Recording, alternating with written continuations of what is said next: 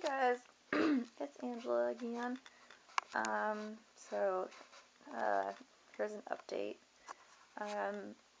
Because I've been so paranoid and stuff lately, I decided to check myself into the psych ward, Saturday. And I had to go through the ER, so I waited in the ER for about 6 fucking hours.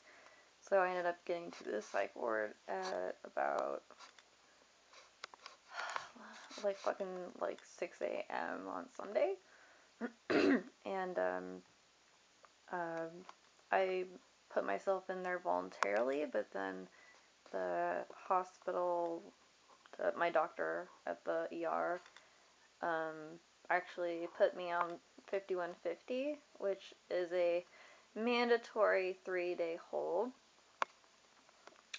which really pissed me off because I went there voluntarily. Apparently she did not understand why I was there.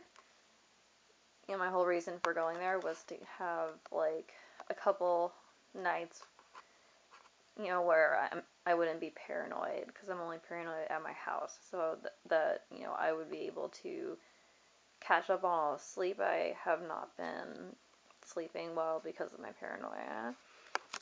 Just kind of rest my mind, etc. So, yeah, but apparently they thought it was like I was hearing voices and stuff like constantly, when in reality it was situational. It's only at my parents' house. So they put me on the scary psych ward. There's the place that I went to, they have 2 different psych wards. One is for the crazier people. The one people that basically are like schizoaffective, schizophrenic, having grandiose delusions, like people with bipolar mania, basically people who aren't really in touch with reality. And so there was a lot of screaming, there was a lot of like fighting and stuff. So Sunday night, I was like, can I please go to the other psych ward, because this is scary for me on this side. And the good thing was is they had a bed open for me. So Sunday night, I went over to the, this less scary psych ward, which, is basically for people who have like attempted suicide, people with depression, people with anxiety, stuff like that. And funny enough, it was also like the eating disorder program was also on the same like ward. So when I got there that night, there were 2 people in the program, but then one of them left the next day, so then there was just one chick. But it was basically, the eating disorder part was basically that that they had to eat everything, like for every meal for 24 hours, and then they are transferred to the completely only eating disorder ward. And so the one chick that didn't leave, she was there the whole time that I was there, because she wasn't able to do that.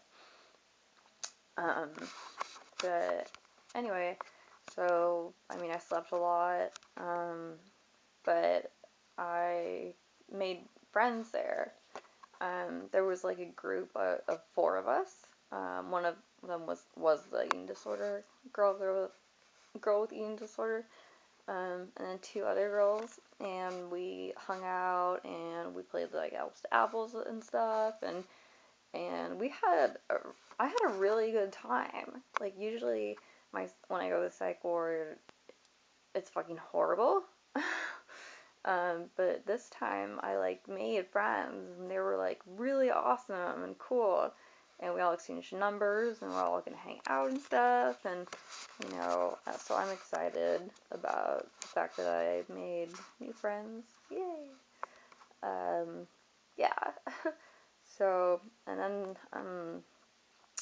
unfortunately, there was a lot of, like, red tape, a lot of, like, bullshit, um, because I, for me, because I was supposed to go to this other place called Hope House after, um, my being in the psych ward, and that's a place you can be for, like, 2 weeks to a month, that is, like, a lesser, it's, like, residential, kind of, and, so, but it's so complicated. But at the same time, my mom is trying to have my Medi-Cal, my insurance, sent over to San Francisco County so that I can go to this other place called Progress House, which I really want to go to. Um, so they try to get me into Hope House, and basically they were kind of like, yeah, like you can go, but you can't go home before you go. You have to go straight there from here, and and by the end of like 3 days, I was just sorry, I was just like I was just stressed. I was like, because I'm not used to being around like a lot of people.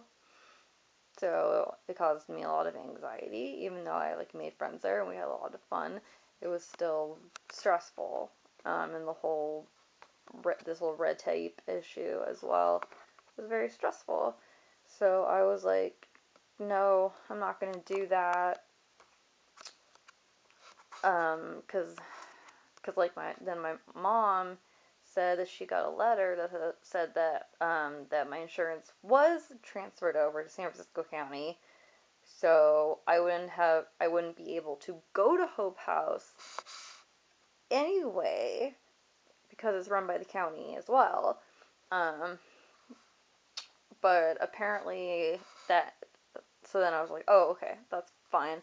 Um, but then it turned out that she was wrong, and it was still over here, so I could go to Hope House, and so then now, that's when I was offered the opportunity to go to Hope House, straight from the psych ward, and I was just so stressed at that point that I was like, no, fuck that, like, I'm just gonna go home.